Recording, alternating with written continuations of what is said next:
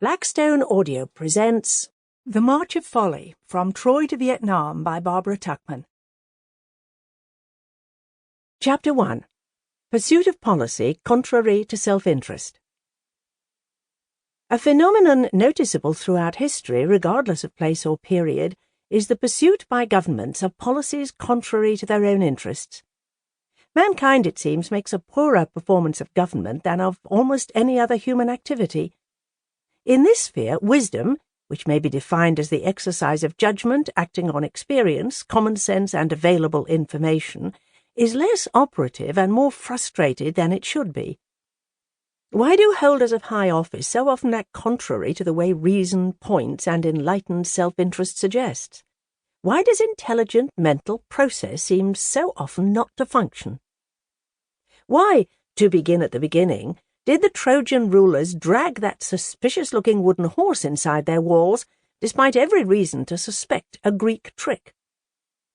Why did successive ministries of George III insist on coercing rather than conciliating the American colonies, though repeatedly advised by many counsellors that the harm done must be greater than any possible gain?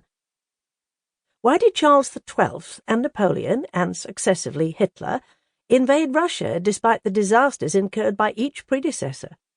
Why did Montezuma, master of fierce and eager armies and a city of 300,000, succumb passively to a party of several hundred alien invaders, even after they'd shown themselves all too obviously human beings, not gods? Why did Chiang Kai-shek refuse to heed any voice of reform or alarm until he woke up to find his country had slid from under him?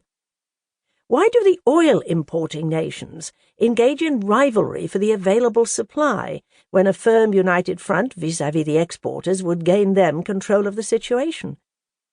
Why in recent times have British trade unions, in a lunatic spectacle, seemed periodically bent on dragging their country toward paralysis, apparently under the impression that they are separate from the whole?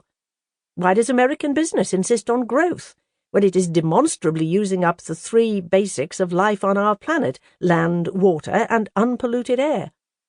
While unions and businesses are not strictly government in the political sense, they represent governing situations.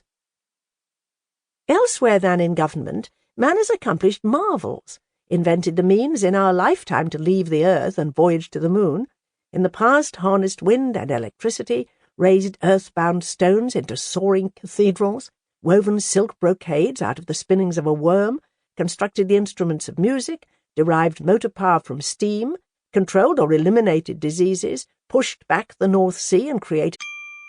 Sample complete. Ready to continue?